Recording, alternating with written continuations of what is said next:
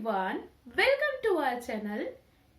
जो हमारा कल का लेक्चर था, पहला लेक्चर यूपीपीजीटी सोशियोलॉजी का, उसमें हमने डिस्कस किया कि समाजशास्त्र क्या है और हम इसको क्यों पढ़ते हैं, आखिर हम क्यों स्टडी करें। तो इन सारी चीजों के बारे में हमने डिस्कस किया। आज है हमारा सेकेंड लेक्चर, जिसमें हम जानेंगे कि समाजशास्त्र का उद्भव कैसे हुआ और फिर इसका विकास कैसे हुआ, क्या क्या चीजें रही, क्यों समाजशास्त्र एक सब्जेक्ट के रूप में आया, क्यों अगस्त कॉम्ट ने इसका एक विषय के रूप में प्रतिपादन किया, आखिर वो कौन सी परिस्थितियां रही। तो इन सभी के बारे में हम डिटेल में समझेंगे। तो अगर आप चैनल पे न्यू हैं तो चैनल को सब्सक्राइब कर लीजिए, क्योंकि इस पे आपको पूरी सीरीज मिलने वाली है। एंड अगर आपने अभी तक हमारा पेड ग्रुप नहीं ज्वाइन किया है तो उसको ज्वाइन कर लीजिए, क्योंकि वहां पे हम लोग क्विज करते हैं, वहां पे डिस्कशन करते हैं, वहां पे हम लोग नोट्स वगैरह सेंड करते हैं। तो वो सारी चीजें आपको वहां पे प्रोवाइड करी जाएंगी। चार्जेस वगैरह के बारे में मैंने पहले ही बता दिया है वीडियो में, तो वो आप देख लीजिए। अगर आपको करना है तो आप मुझे मेल कर सकते हैं। तो देर ना करते हुए शुरू करते हैं आज का लेक्चर। तो फर्स्ट ऑफ ऑल, जो समाजशास्त्र है, इसके उद्भव के लिए दो चीजें इंपॉर्टेंट रही। ठीक, एक तो फ्रांस में राज्य क्रांति हुई। फ्रांस में राज्य क्रांति हुई 1789 में। 1789 की राज्य क्रांति से पहले माना जाता था कि जो राजा है वो दैवीय सत्ता का रूप है, उसको भगवान जी ने भेजा है। ठीक है, ऐसा माना जाता था कि वो भगवान का प्रतिनिधि है, ईश्वर का प्रतिनिधि है, तो उसके अगेंस्ट कोई कुछ भी बोलता नहीं था। फिर भगवान के अगेंस्ट कौन बोले, तो ये चीज थी पहले। लेकिन जब ये राज्य क्रांति हुई तो उस टाइम पे फिर उसके बाद क्या हुआ कि स्वतंत्रता, समानता, बंधुत्व, इन सभी विचारों ने बहुत ज्यादा जोर पकड़ लिया। तो राजनीतिक व्यवस्था बिल्कुल चरमरा गई, अव्यवस्था फैल गई। तो जब राजनीतिक व्यवस्था चरमरा गई तो समाज में भी जाहिर सी बात है कि अराजकता होगी। तो बहुत सारे चेंजेस हुए उस टाइम पे। तो फर्स्ट चीज क्या हुई कि फ्रांस की क्रांति के बाद राज्य की सत्ता एकदम से उस टाइम फिनिश हो गई, अराजकतावादी चीजें आने लगी उस टाइम पे। एंड नेपोलियन बोनापार्ट वगैरह ने उस टाइम पे काफी तानाशाही चीजें वहां पे रही। तो ये सब वहां पे हुआ। ठीक है, देन उसके बाद क्या हुआ कि चर्च की सत्ता का अंत हो गया। चर्च उस टाइम पे बहुत ज्यादा संप्रभु माना जाता था। जो चर्च के पदाधिकारी थे वो लोग जो भी बोल देते थे तो माना जाता था कि वो जो बोल रहे हैं वो सही बोल रहे हैं, कोई उनके अगेंस्ट आवाज नहीं उठाता था। तो उस चीज का अंत हुआ, उस चीज का खात्मा हुआ। तो उसका खात्मा किया किसने? मार्टिन लूथर थे, एक सामाजिक विचारक, जिन्होंने एक धर्म प्रतिपादित किया, प्रोटेस्टेंट धर्म। इसको प्रोटेस्टेंट क्यों कहा गया? क्योंकि पहले का जो धर्म था कैथोलिक धर्म का इन्होंने विरोध किया, तो प्रोटेस्ट किया, तो इसलिए इसका नाम पड़ा प्रोटेस्टेंट। अब इसमें थोड़ा सा प्रगतिवादी विचारों को रखा गया, थोड़ा सा आधुनिक, थोड़ा सा प्रगतिवादी विचारों को इसमें रखा गया, क्योंकि कैथोलिक धर्म में कुछ हद तक रूढ़िवादिता आ गई थी। जैसे अपने हिंदू धर्म में रूढ़िवादिता आ गई, तो बौद्ध धर्म, सिख धर्म और जैन धर्म सब उसी के भाग निकल करके सामने आए। तो वैसे ही उसमें कुछ रूढ़िवादिता आ गई, तो प्रोटेस्टेंट धर्म का प्रचलन किया मार्टिन लूथर ने। तो काफी प्रगतिवादी विचारों को प्रोत्साहन मिला। सेकेंड चीज क्या हुई उस टाइम पे, जिसकी वजह से समाजशास्त्र एक विषय के रूप में आया, कि औद्योगिक क्रांति हुई इंग्लैंड में। ठीक है, 18वीं शताब्दी में इंग्लैंड में औद्योगिक क्रांति हुई। ये जो वर्ड है औद्योगिक क्रांति, इसको फर्स्टली यूज किया था अर्नोल्ड टैनबी ने इंग्लैंड के संदर्भ में। वहां पे क्या हुआ कि लौह और इस्पात के बहुत ज्यादा भंडार थे, तो बड़े बड़े मशीनों में, बड़े बड़े कारखानों में मास प्रोडक्शन होने लगा, मतलब ढेर सारा उत्पादन होने लगा। उसके परिणाम स्वरूप क्या हुआ कि वैज्ञानिक अनुसंधान को प्रोत्साहन मिला।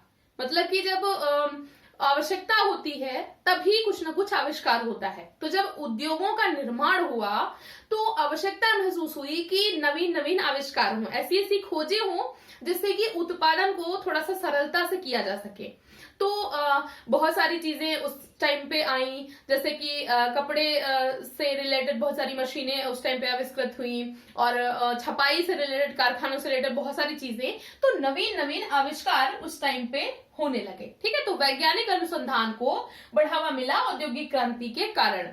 दूसरी चीज, मशीनीकरण आया। भैया जब उद्योग लगेंगे तो जाहिर सी बात है कि बड़े उद्योगों में आप 2-4 लोगों को लगा के काम नहीं करवा सकते, तो आपको मशीनों की जरूरत पड़ेगी। तो उसके वजह से क्या हुआ कि मशीनीकरण आया। तो मशीनीकरण आया, ठीक है। अगली चीज क्या हुई कि पूंजी के संचय को ठीक ठाक माना जाने लगा। जब उद्योग बने तो उद्योगपतियों ने अपना पैसा लगाया, तो वो हो गए सुप्रीम। तो उन्होंने कहा कि पूंजी का संचय गलत बात नहीं है। दूसरी चीज क्या है, प्रोटेस्टेंट धर्म में भी बोला जाता है कि पैसा बचाना मतलब पैसा कमाना, यानी कि पूंजी का संचय बुरी बात नहीं है, पूंजी का संचय अच्छी बात है। तो पूंजी के संचय को प्रोत्साहन मिला। तो इसके परिणाम स्वरूप बाद में क्या हुआ कि धीरे धीरे ये चीज पूंजीवाद में बदल गई, ठीक है। और फिर क्या हुआ कि वर्ग निर्माण होने लगे। भैया जब ये चीजें हुई, औद्योगिक क्रांति हुई, मशीनीकरण हुआ, तो वर्ग बन गए, दो वर्ग बन गए। एक हो गया आपका पूंजीपति, एक हो गया जो उससे अधीन है, जो श्रमिक। तो ये सारी चीजें हुई। तो उस टाइम पे क्या हुआ कि इन सभी रीजंस की वजह से समाज में बहुत ज्यादा अव्यवस्था फैल गई। पूरी तरीके से सामाजिक, सांस्कृतिक, राजनीतिक सारी व्यवस्था चरमरा गई, ध्वस्त हो गई। तो आवश्यकता समझी जाने लगी कि समाज का पुनर्गठन हो। तो उस पुनर्गठन की विचार की रूपरेखा को आगे किसने बढ़ाया? उसको आगे बढ़ाया सेंट साइमन और अगस्त कॉम्ट ने। सेंट साइमन जो कि अगस्त कॉम्ट के गुरु थे, इन्होंने कहा कि एक ऐसा विज्ञान होना चाहिए, एक ऐसा शास्त्र होना चाहिए जो कि समाज के पुनर्गठन की रूपरेखा को प्रस्तुत कर सके, बिल्कुल एक नए तरीके से। तो अपने गुरु की बात को आगे बढ़ाते हुए अगस्त कॉम्ट ने एक पुस्तक लिखी जिसका नाम था सोशल फिजिक्स।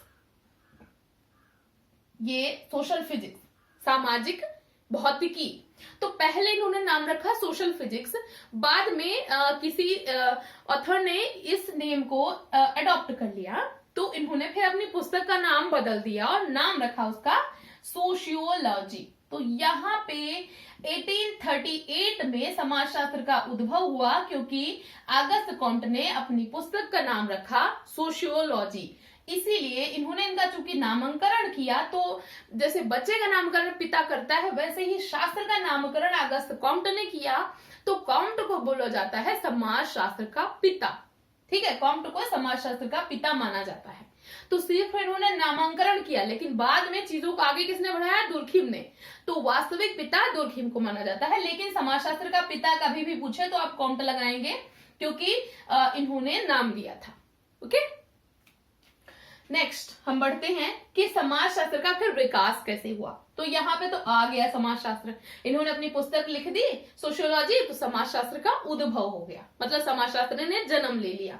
इसके बाद अब इसका डेवलपमेंट कैसे हुआ, तो विकास कैसे हुआ? तो इसके विकास में एक अहम भूमिका निभाई समनर ने।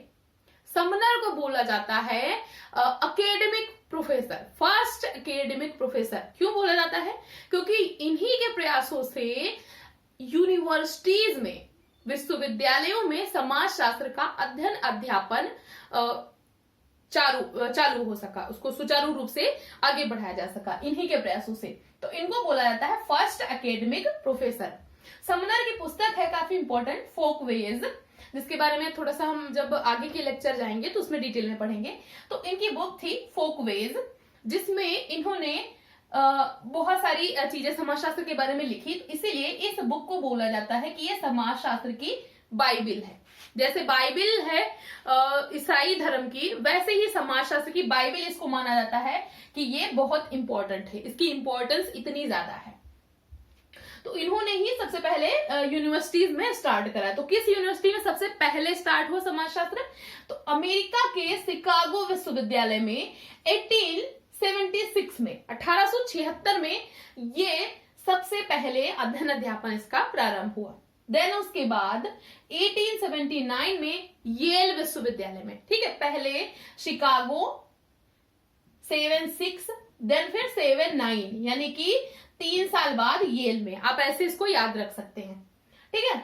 तो ये यहाँ पे इसका अध्ययन अध्यापन कार्य शुरू हुआ। इसके बाद फिर कॉम्ट के बाद इनके कार्यों को, कॉम्ट ने अपना बहुत सारा अधूरा कार्य छोड़ दिया था, तो उनके कार्यों को आगे बढ़ाया दुर्खिम ने। तो दुर्खिम ने विश्वविद्यालय में पढ़ाना शुरू किया, लेक्चर्स वगैरह देने शुरू किए, तो इनको फर्स्ट प्रोफेसर बोला जाता है। लेकिन कभी भी एकेडमिक प्रोफेसर पूछे तो आप समनर ही लगाएंगे, ठीक। देन इंग्लैंड में J.S. मिल थे, जो कि इन्हीं के फॉलोअर्स थे अगस्त कॉम्ट के। बाद में जब इन्होंने मानवतावादी धर्म दे दिया कॉम्ट ने, तो ये थोड़ा सा अगेंस्ट हो गए और इन्होंने कहा कि प्रत्यक्षवाद का जन्मदाता ही सबसे कम प्रत्यक्षवादी था। तो इन्होंने इंग्लैंड में इस कार्य को आगे बढ़ाया। समाजशास्त्र के अध्ययन अध्यापन को प्रोत्साहित करने हेतु इन्होंने बहुत योगदान दिया अपना। जर्मनी में वेबर वगैरह आ गए, इटली में आपके परेटो वगैरह ये सब लोग आ गए। तो इन लोगों ने समाजशास्त्र के विकास में बहुत ज्यादा योगदान दिया और इन सभी के योगदान के परिणाम स्वरूप समाजशास्त्र का अध्ययन अध्यापन कार्य सुचारू रूप से यूरोप में चालू हो सका। तो यूरोप में तो 18वीं शताब्दी 1800 के आसपास ही, यानी कि 19वीं शताब्दी के शताब्दी में यूरोप में अध्ययन अध्यापन शुरू हुआ। 19वीं सब कुछ 1800 के आसपास, ठीक। लेकिन हमारे इधर कब हुआ? 20वीं शताब्दी में। तो भारत में कब आया ये? भारत में सबसे पहले 1914 में 1914 में बंबई यूनिवर्सिटी, वहां पे इसका अध्ययन अध्यापन कार्य प्रारंभ हुआ सबसे पहले। लेकिन तब इसको एकदम स्वतंत्र विषय के रूप में मान्यता नहीं मिल सकी, इसका कोई विभाग वगैरह नहीं बनाया जा सका। देन फिर कलकत्ता विश्वविद्यालय में इसका अध्ययन अध्यापन कार्य भी शुरू कराया जा सका, लेकिन वहां भी इसको एक सेपरेट सब्जेक्ट के रूप में मान्यता नहीं मिल पाई, एक उसका विभाग वगैरह नहीं बन पाया। तो समाजशास्त्र का विभाग, उसको सेपरेट सब्जेक्ट के रूप में मान्यता कब मिली? वो मिली 1919 में बंबई विश्वविद्यालय में ही। पहले यहीं से शुरू हुआ और फिर 1919 में यहाँ पे विभाग बनाया गया, ठीक है। समाजशास्त्र विभाग बनाया गया, मतलब एक सेपरेट सब्जेक्ट के रूप में उसको मान्यता मिल गई। तो उसके अध्यक्ष बनाए गए पैट्रिक गेडिस। इसीलिए इनको बोला जाता है कि इन्होंने सबसे पहले प्रारंभ किया था। कई बार क्वेश्चन कंफ्यूजिंग आ जाएगा कि किसने सबसे पहले प्रारंभ किया, तो प्रारंभ किया था इन्होंने और उसके बाद उस चीज को आगे बढ़ाया घुरिये ने। तो समाजशास्त्र के पिता भारत में समाजशास्त्री, भारतीय समाजशास्त्र के ये घुरिये हैं, ठीक है। और भारत में किसने स्टार्ट किया? तो पैट्रिक गेडिस है, ओके। फिर 1921 में लखनऊ में डॉक्टर राधा कमल मुखर्जी की अध्यक्षता में इसको एक विषय के रूप में अध्ययन अध्यापन कार्य शुरू हुआ। तो इन्होंने इसके विकास में बहुत योगदान दिया, इनको भी हम आगे डिटेल में पढ़ेंगे। इसके बाद 1921 में ही उसी ईयर बंबई यूनिवर्सिटी में पैट्रिक गेडिस के ही शिष्य थे जी.एस. घुरिये, जिन्होंने समाजशास्त्र के इस विषय को आगे बढ़ाने के लिए बहुत सारे विषयों के मतलब इनके जो कृतियां हैं बहुत सारी हैं, लगभग हर विषय के बारे में इन्होंने लिखा है। तो इन्होंने इनको इंडोलॉजी से रिलेटेड माना जाता है, भारत विद्या शास्त्रीय परिप्रेक्ष्य से रिलेटेड इनको माना जाता है।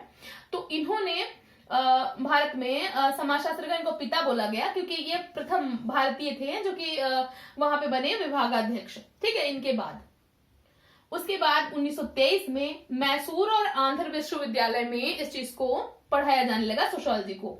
देन फिर 1930 में पूना विश्वविद्यालय में इरावती कर्वे, जिन्होंने भारत में नातेदारी प्रथा और गांवों का अध्ययन, संयुक्त परिवार का अध्ययन, इन सभी बहुत सारे विषयों पर इन्होंने लिखा है, इरावती कर्वे ने। तो इनकी अध्यक्षता में 1930 में अध्ययन अध्यापन कार्य प्रारंभ हुआ समाजशास्त्र का। तो ये थी डिटेल्स कि समाजशास्त्र का उद्भव कैसे हुआ, उसके बाद उसका विकास कैसे हुआ, ठीक है। तो आप ये सारी चीजें नोट कर लीजिए। इसके लेक्चर आपको टेलीग्राम ग्रुप जो पेड है उस पर मिल जाएंगे, एंड इसी से रिलेटेड आपको क्विज भी मिल जाएंगे। शाम को 8:30 से 9:30 तक के बीच में आपको क्विज मिलेगा एंड डाउट क्लियरिंग सेशन भी आपके होंगे। तो ऐसे ही पढ़ते रहिए, अपने गोल की तरफ आगे बढ़ते रहिए। वीडियो देखने के लिए थैंक यू सो मच।